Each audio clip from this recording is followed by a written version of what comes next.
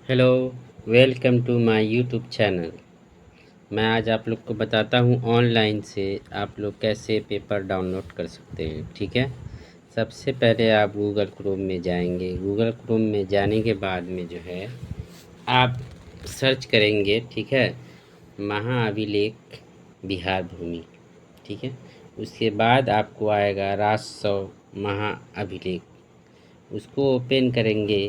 ठीक है, तो एक प्रपत्र का ये आएगा, उसको ओपन करेंगे प्रपत्र वाला। तो उसमें देखिएगा कि बहुत सारा कुछ डाउनलोड करने के लिए ऑप्शन आ रहा है। तो सबसे पहले मैं आप लोग को डाउनलोड करके दिखाता हूँ।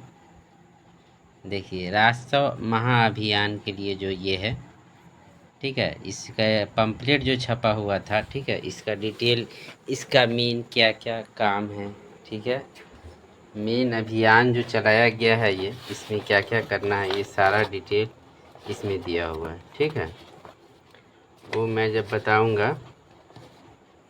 देखिए ये क्या है, ठीक है, ये अशुद्धि जो है, जो भी जमाबंदी पंजी आया हुआ है उसमें कोई अशुद्धि है उसको ओके करना है। ठीक है,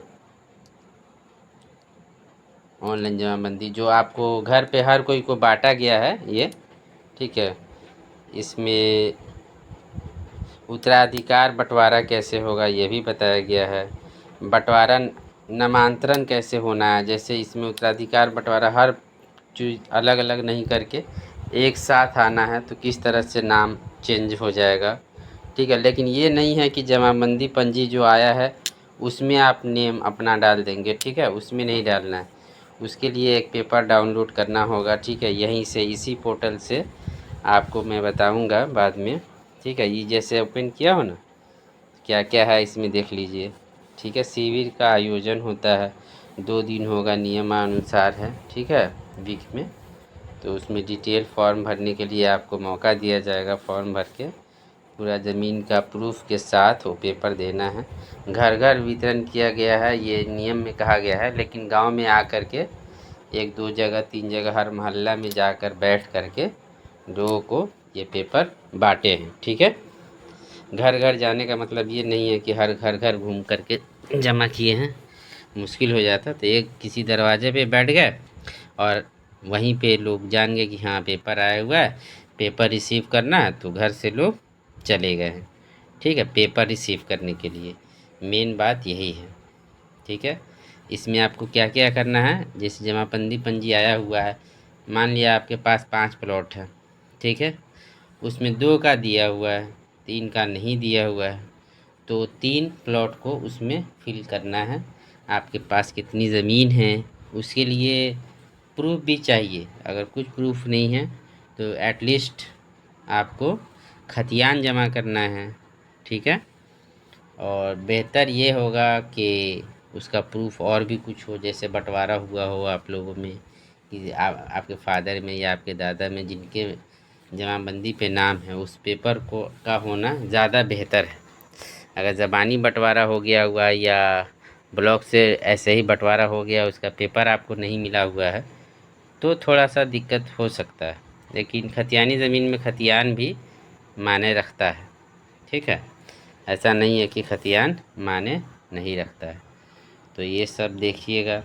इसके बाद में हम कोशिश करेंगे आवेदन प्रक्रिया जो है किस तरह से आवेदन करना है। ठीक है, क्या क्या देना है, उत्तराधिकार में क्या देना है, ठीक है, बंटवारा जो होगा उसमें क्या देना है, ये सारा कुछ डिटेल आपको बताएंगे हम। ठीक है, शिविर में ये सब जमा करना है, ये ना कि हाँ जाके घूमने लगे 1 2 दिन पहले से ही। जब भी आपके मोहल्ले में शिविर लगेगा तो वहाँ पे सारे स्टाफ आएंगे, 2 4 स्टाफ रहेंगे, वो सब आपका शिविर में अप्लाई करेंगे। ठीक है, अप्लाई करेंगे, वो सब आपको रिसीविंग देंगे। बिना रिसीविंग के कैसे होगा कि आपने पेपर जमा किया है। तो जो भी पेपर आप फिल कीजिएगा उसका एक ज़ेरॉक्स कॉपी ज़रूर करा लीजिएगा। ठीक है, ज़ेरॉक्स कॉपी के साथ जाइएगा, उससे बेहतर होगा।